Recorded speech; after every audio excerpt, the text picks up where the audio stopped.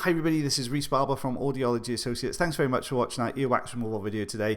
Well actually this is more skin than earwax, this one, so it's a really interesting case, this one. We've got the standard size ulnar tube here on the outer part of the ear canal, just lifting this piece of skin. Now if you remember from what I've told you in the past on the channel, the ear canal wall is made up of epithelial cells, and what they do is as they die off, they migrate out of the ear canal, so like a little conveyor belt. That's what I want you to imagine. Very slow in process, but 1 millimeter to 3 millimeters thereabouts every month. So not a quick migration, but it will migrate out. Now what's happened in this particular case, it's migrated to the outer part of the ear canal, and then that should normally form wax. So it builds up with dirt and debris and oil mixed together, and that's your wax that we talk about. Unfortunately in this case, it's actually stayed attached to the canal wall, which you can just see over the top of the suction there. This sort of tail that goes off into the ear canal. There you go, you can get a really good look at it there.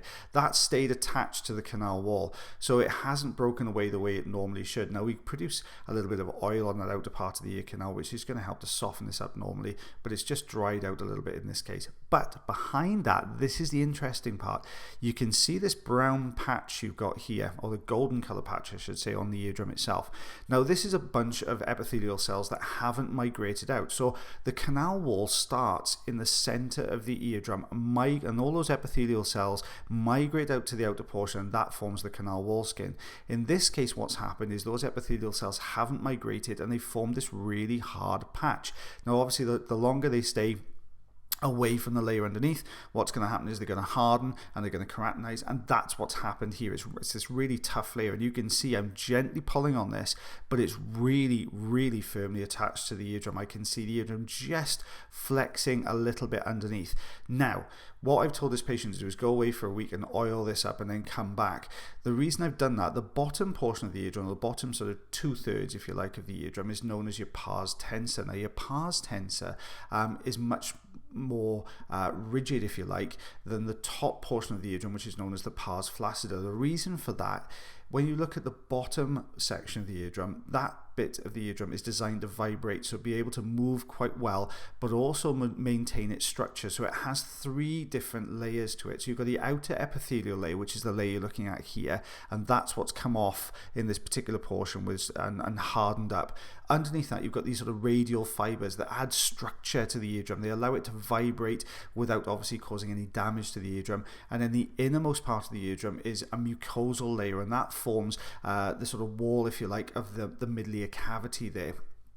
Now the top portion of the eardrum, and what I mean by the top is when we look at the hammer bone on the eardrum, just above the little pearl you will see right at the top, which is called the short process of the malleus, just above that is something called your pars flaccida, a far more flexible part of the eardrum, which is a lot thinner. It's only got 2 layers, an epithelial layer on the outside and a mucosal layer on the inside. Now we're just getting this, we've detached it. So the reason that this was so firmly attached, it was still attached to the epithelial layer underneath.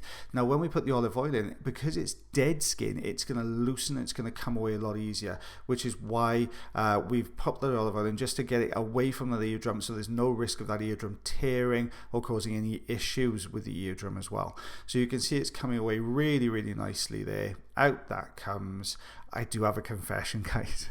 At this point, it dropped off and it disappeared onto the patient somewhere, and we couldn't find it. So when you see the ruler shot at the end, you'll see the original piece of skin coming away, but you won't see that bit because we couldn't find it to measure it up. But this is what it looked like to start with. There we go. You can see that malleus there as well. You can see the short process right at the very top. If I remember on the next video, I'll try and point it out for you. So what you can see here, this is that first skin blockage we took away. So 1/2 centimeter, or 1/4 of an inch or just under. You can really see those layers, those epithelial layers that have built up in there as well. Well guys, thank you so much for watching our video today. Now I did say on Friday's video that I felt that you guys have a really good understanding of what we're doing here as far as the earwax is concerned. So I'm going to start throwing a few more medical terms in there.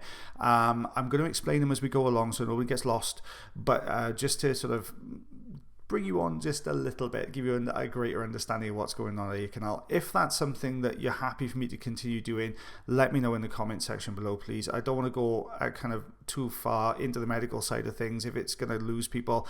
So if I'm explaining it the right way and you're happy, let me know in the comment section, please. That would be absolutely fabulous. So as always, guys, take care of yourselves, take care of your ears, and take care of one another. And I'll see you again for the next video. Bye, everyone.